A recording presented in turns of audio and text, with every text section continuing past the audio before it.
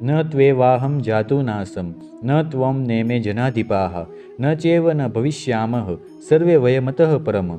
ऐसा कभी नहीं हुआ कि मैं न रहा हो या तुम न रहे हो अथवा ये समस्त राजा न रहे हो, और न ऐसा है कि भविष्य में हम लोग नहीं रहेंगे।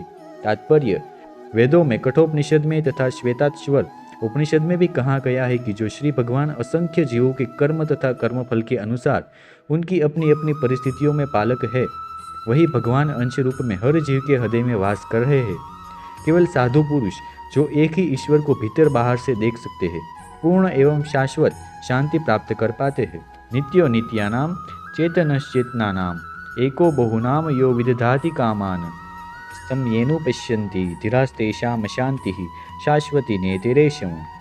जो वैदिक ज्ञान अर्जुन को प्रदान किया गया, वही विश्व के उन समस्त पुरुषों को प्रदान किया जाता है जो विद्वान होने का दावा तो करते हैं किंतु जिनकी ज्ञान राशि न्यून है। भगवान यह स्पष्ट करते हैं कि वे स्वयं अर्जुन तथा युद्धभूमि में एकत्र सारे राजा, शाश्वत प्राणी और इन जीवों की बद्ध तथा मुक्त अवस्थाओं में भगवान ही एकमात्र उनके पालक है। भगवान परम पुरुष है तथा भगवान का चिरसंगी अर्जुन एवं वहाँ पर एकत्र सारे राजागण शाश्वत पुरुष है। ऐसा नहीं है कि ये भूतकाल में प्राणियों के रूप में अलग अलग उपस्थित नहीं थे, और ऐसा भी नहीं है कि ये शाश्वत पुरुष बने नहीं रहेंगे। उनका अस्तित्व भूतकाल में था और भविष्य में भी निर्बाध रूप से बना रहेगा, अतः किसी के लिए शोक करने की कोई बात नहीं है।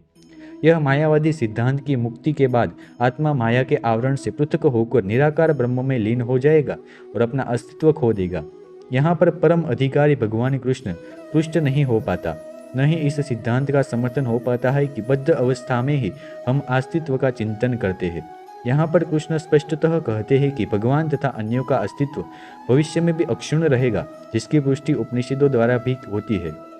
कृष्ण का यह कथन प्रामाणिक है क्योंकि कृष्ण मायावश्य नहीं है। यदि अस्तित्व तथ्य न होता तो फिर कृष्ण इतना बल क्यों देते, और वह भी भविष्य के लिए।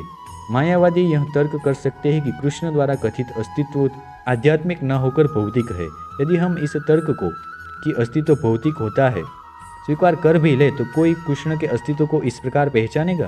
कृष्ण भूतकाल में भी अपने अस्तित्व की पुष्टि करते हैं और भविष्य में भी अपने अस्तित्व की पुष्टि करते हैं। उन्होंने अपने अस्तित्व की पुष्टि कई प्रकार से की है और निराकार ब्रह्म उनके अधीन घोषित किया जा चुका है। कृष्ण सदा सर्वदा अपना अस्तित्व बनाए रहे हैं। यदि उन्हें सामान्य चेतना वाले सामान्य व्यक्ति के रूप में माना जाता तो प्रामाणिक शास्त्र के रूप में उनकी भगवत गीता की कोई महत्ता नहीं होगी। एक सामान्य व्यक्ति मनुष्य के 4 अवगुणों के कारण श्रवण करने योग्य शिक्षा देने में असमर्थ रहता है। गीता ऐसे साहित्य से ऊपर है, कोई भी संसारी ग्रंथ गीता की तुलना नहीं कर सकता।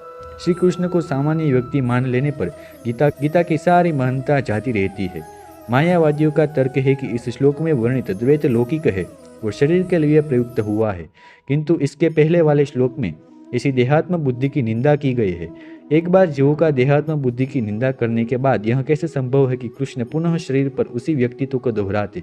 अतः यह अस्तित्व आध्यात्मिक आधार पर स्थापित है और इसकी पुष्टि रामानुजाचार्य तथा अन्य आचार्यों ने भी की है। गीता में कई स्थलों पर इसका उल्लेख है कि यह आध्यात्मिक अस्तित्व केवल भगवत भक्तों द्वारा ज्ञेय है। जो लोग भगवान कृष्ण का विरोध करते हैं उनकी इस महान साहित्य तक पहुंच नहीं हो पाती। अभक्तों द्वारा गीता के उपदेश को समझने का प्रयास मधुमक्खी द्वारा मधुपात्र चाटने के सदृश है। पात्र को खोले बिना मधु को नहीं चखा जा सकता। इसी प्रकार भगवत गीता के रहस्य को केवल भक्त ही समझ सकते हैं, अन्य कोई नहीं, जैसा कि इसके 4th अध्याय में कहा गया है। नहीं गीता का स्पर्श ऐसे लोग कर पाते हैं जो भगवान के अस्तित्व का ही विरोध करते हैं। अतः मायावादियों द्वारा गीता की व्याख्या मानो समग्र सत्य का सरासर भ्रामक निरूपण है।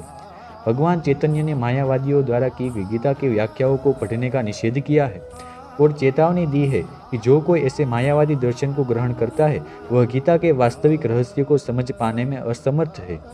यदि अस्तित्व का अभिप्राय अनुभवगम्य ब्रह्मांड से है तो भगवान द्वारा उपदेश देने की कोई आवश्यकता नहीं थी। आत्मा तथा परमात्मा का अद्वैत शाश्वत तथ्य है और उसकी पुष्टि वेदों द्वारा होती है, जैसा कि ऊपर कहा जा चुका है।